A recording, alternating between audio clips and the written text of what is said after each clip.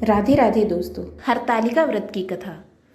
एक बार भोलेनाथ ने माता पार्वती को उनके पुनर्जन्म की बात याद दिलाने के लिए तीज की कथा सुनाई थी। भगवान शिव ने कथा सुनाते हुए कहा, पार्वती, तुम मुझे पति के रूप में पाना चाहती थी, जिसके लिए तुमने हिमालय पर्वत पर कठोर तप किया। तुमने सर्दी, गर्मी, बरसात आदि सभी कष्टों को सहा। इसे देखकर तुम्हारे पिता बेहद दुखी थे।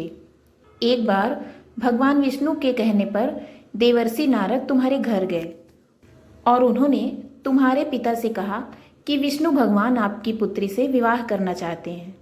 आपकी क्या राय है? यह सुनकर पर्वतराज बेहद खुश हुए और वह अपनी पुत्री का विवाह भगवान विष्णु के साथ करवाने के लिए तैयार हो गए।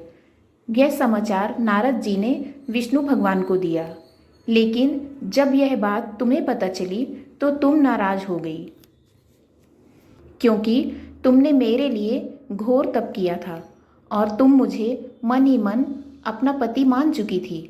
यह बात तुमने अपनी सहेली को बताई, तब उसने तुम्हारी मदद करने के लिए तुम्हें एक घने वन में छुपा दिया।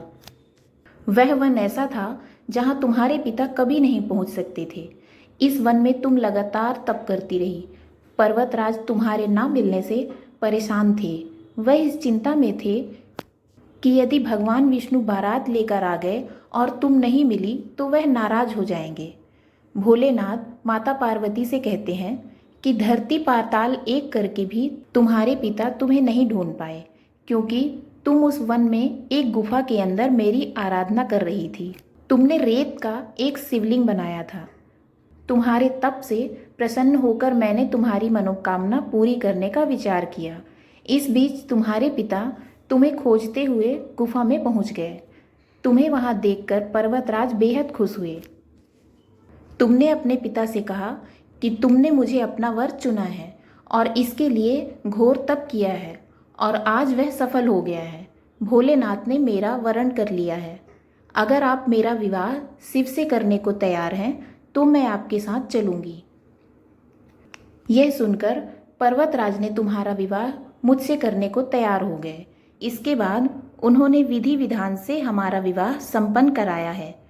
पार्वती, जिस तरह तुमने यह मेरा कठोर व्रत किया और हमारा विवाह संपन्न हुआ, इस तरह यदि कोई स्त्री इस हरतालिका तीज का व्रत पूरी श्रद्धा और निष्ठा से करेगी तो मैं उसे मनवांछित फल प्रदान करूंगा और अखंड सौभाग्य का वरदान दूंगा।